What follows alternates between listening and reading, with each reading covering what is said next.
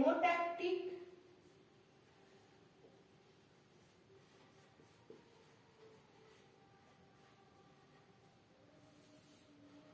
Thermotactic,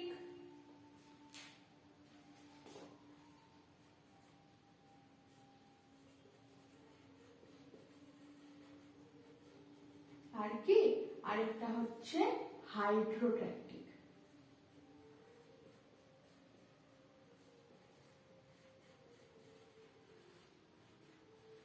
ঠিক আছে, তো ট্যাকটিক আমরা ফটোট্যাকটিক বলবো, কেমোট্যাকটিক বলবো, থার্মোট্যাকটিক বলবো এবং হাইড্রোট্যাকটিক বলবো।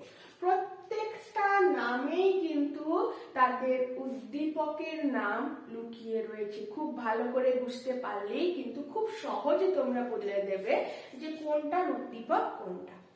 ফটো, ফটো কথার অর্থ, ফটো কথাটা যেখানেই পাবে বুঝে নেবে আলোর কথা বলা হয়েছে।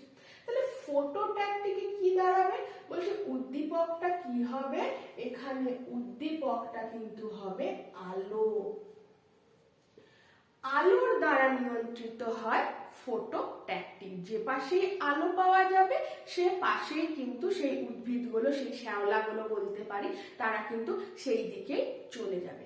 এক্ষেত্রে আমরা একটা উদাহরণ বলতে পারি। উদাহরণ যদি আমরা লিখি যে ফটোট্যাকটিক দেখা যায় কাদের, তাহলে আমরা লিখবো ভলভক্স। ভলভক্স, ঠিক আছে, এক ধরনের শৈবাল। আর কি লিখতে পারি, ক্ল্যামাইডোমোনাস।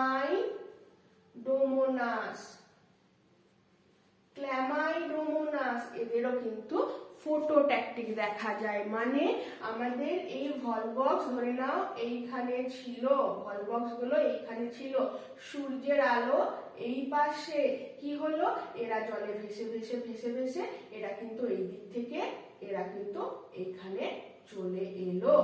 ঠিক আছে, তাহলে আলোর কারণে যদি, আলোর জন্য যদি এরা স্থান পরিবর্তন করে, আবার এটাও হতে পারে এদের এখানে প্রচুর পরিমাণে গরম লাগছে, এরা কিন্তু আবার সরে সরে একটু আলোর থেকে একটু দূরেও কিন্তু আবার চলে যেতে পারে। তাহলে সেটা হয়ে গেল কি আমাদের ফটোট্যাকটিক, আলোর কারণে কিন্তু এটা ঘটছে।